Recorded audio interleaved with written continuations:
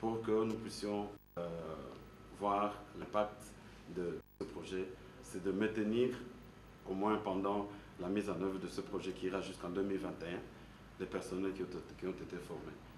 Voilà, je vous remercie pour votre présence ici, qui montre l'intérêt majeur que vous avez pour la population du Haut-Katanga.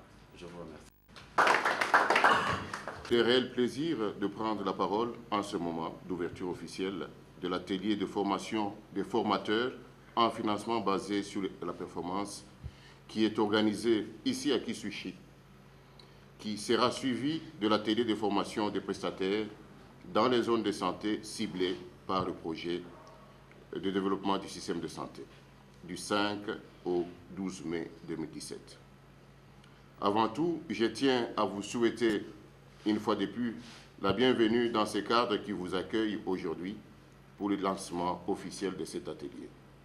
Nous remercions tous ceux qui, d'une manière ou d'une autre, ont contribué à la concrétisation de ces assises et spécifiquement aux partenaires Banque mondiale qui n'a ménagé aucun effort pour financer ces assises.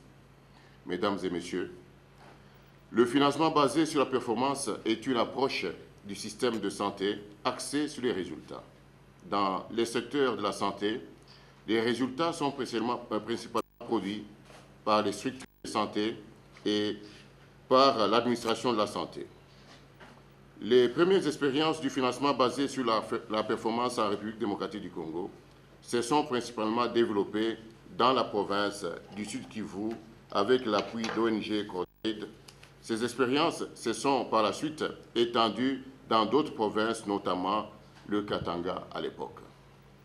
Mesdames et messieurs, notre pays s'est fixé l'objectif de la couverture universelle des soins d'ici 2030. Le financement basé sur la performance se rallie à cet objectif en mettant l'accent sur l'accessibilité de la population aux soins d'une manière équitable, sans oublier les indigents.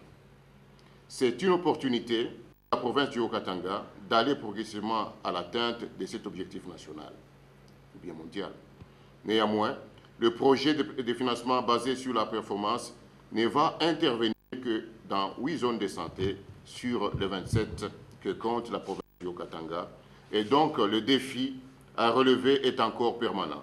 De ce fait, je sollicite aux partenaires à se mobiliser pour espérer l'atteinte de couverture universelle dans toutes les zones de santé. Mesdames et messieurs, l'atteinte des objectifs assignés exige d'abord l'implication totale de toutes les parties prenantes, je cite, les gouvernements, les prestataires, les partenaires et la communauté. Ainsi, durant les 16 jours de travaux intenses de la formation en financement basé sur les résultats, je vous convie à une grande assiduité afin que vous puissiez assimiler la matière, que vous retransmettiez la matière aux prestataires dans les zones de santé.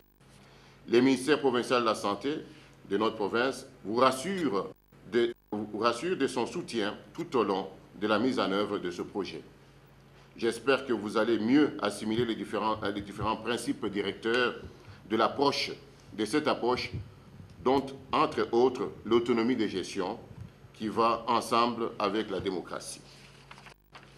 Certes, toutes les structures sanitaires des 8 zones de santé n'ont pas été ciblées par le projet, mais je vous invite à réfléchir sur les possibilités de sous-traitance dans certains contextes où ceci s'avère nécessaire pour atteindre les résultats voulus. Je vais clore mon propos en rendant hommage à notre président de la République, je cite Excellence M. Joseph Kabila Kabange, garant de la paix, sans quoi ces assises n'auraient pas lieu. À tous, je vous souhaite un bon travail et déclare ouvert l'atelier de formation en financement basé sur la performance. Que vive la République démocratique du Congo, que vive la province du Haut-Katanga. Je vous remercie.